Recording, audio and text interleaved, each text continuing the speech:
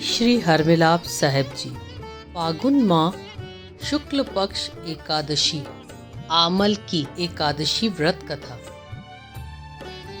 88,000 ऋषियों को संबोधित करते हुए सूत जी ने कहा, हे विप्रो, प्राचीन काल की बात है।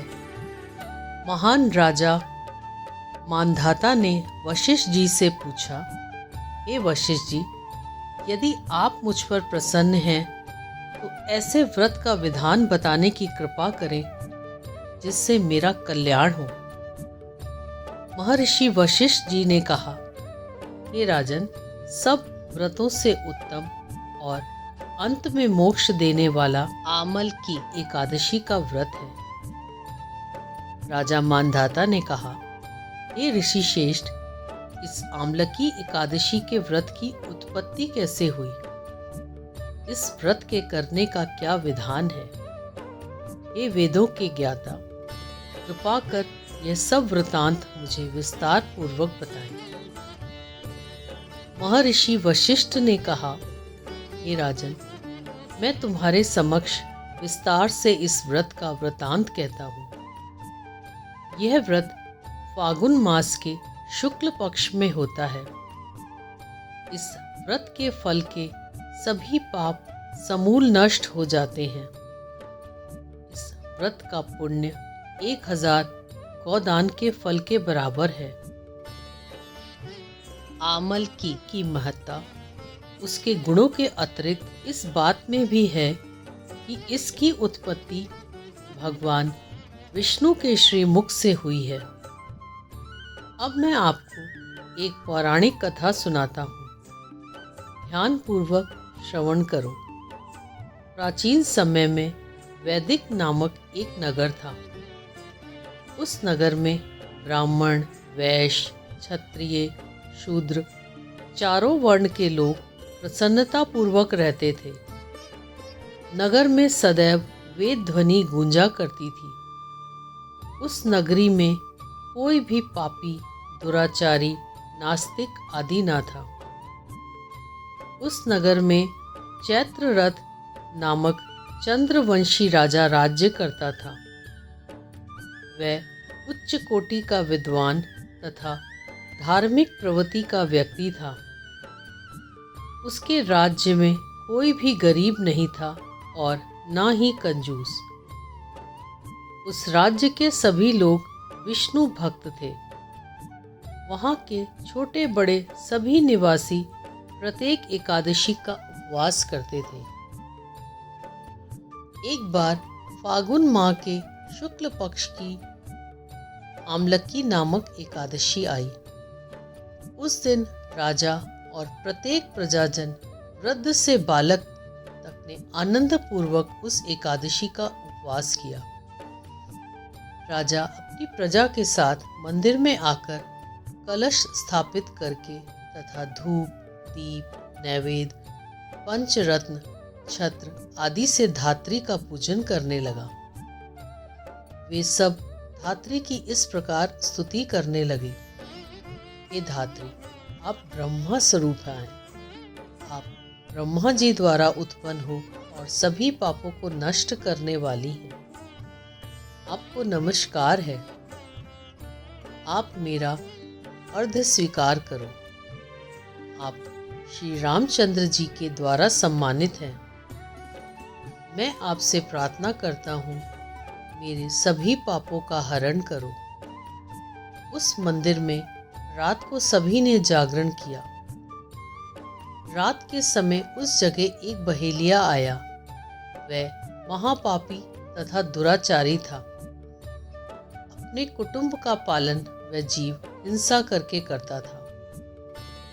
वह भूख प्यास से अत्यंत व्याकुल था। कुछ भोजन पाने की इच्छा से वह मंदिर के एक कोने में बैठ गया। उस जगह बैठकर वह भगवान विष्णु की कथा तथा एकादशी महात्म्य सुनने लगा।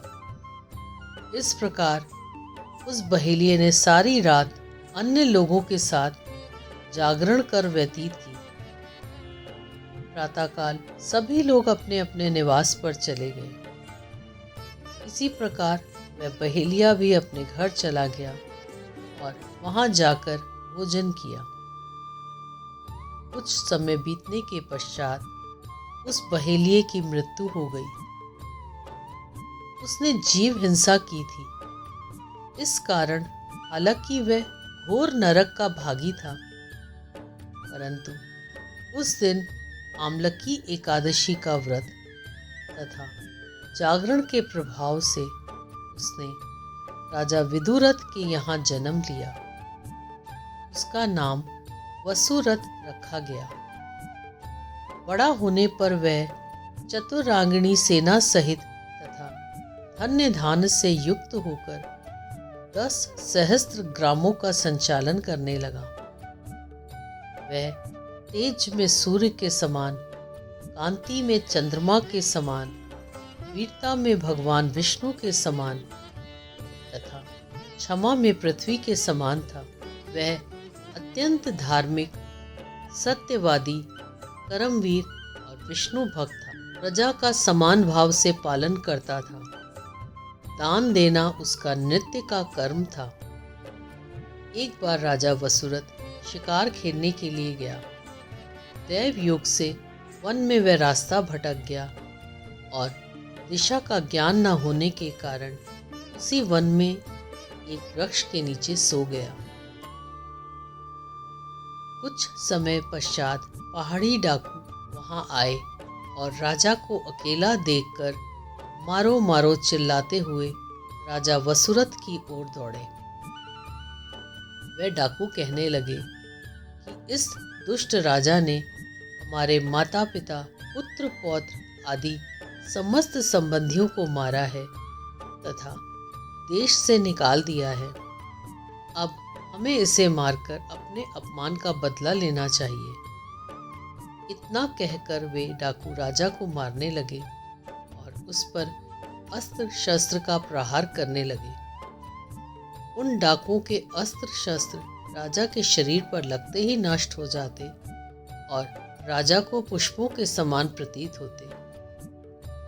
कुछ देर बाद प्रभु इच्छा से उन डाकुओं के अस्त्र शस्त्र उन्हीं पर प्रहार करने लगे, जिससे वे सभी मूर्छित हो गए। उसी समय राजा के शरीर से एक दिव्य देवी प्रकट हुई। वह देवी अत्यंत सुंदर थी तथा सुंदर वस्त्रों तथा आभूषणों से अलंकृत थी। उसकी भ्रुकुटी टेढ़ी थी। उसकी आंखों से क्रोध की भीषण लपटें निकल रही थी। उस समय वह काल के समान प्रतीत हो रही थी। उसने देखते ही देखते उन सभी डाकुओं का समूल नाश कर दिया। नींद से जागने पर राजा ने वहां अनेक डाकुओं को मृत देखा। वह सोचने लगा, किसने इन्हें मारा?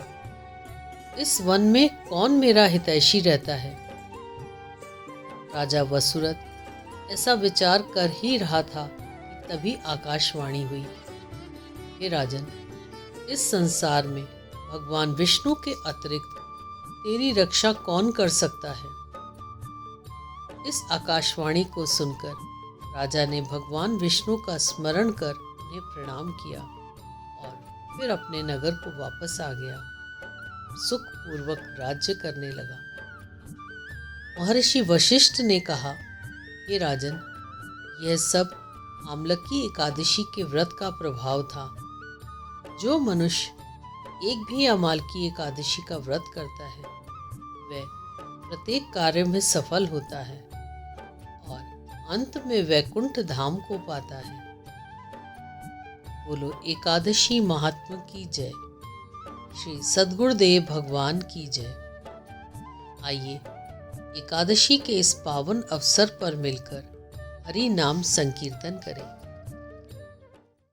श्री राधे श्री राधे राधे राधे श्री राधे श्री राधे श्री राधे राधे राधे श्री राधे। ओ प्रिय श्यामा प्रिय श्यामा श्यामा श्यामा प्रिय श्यामा।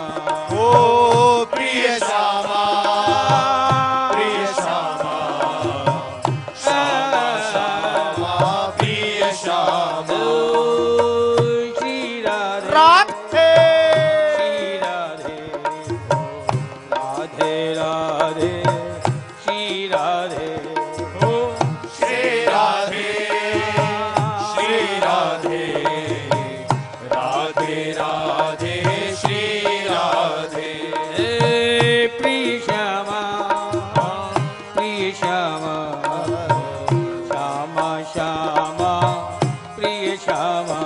ओ प्रिय श्यामा, प्रिय श्यामा, श्यामा श्यामा प्रिय श्यामा।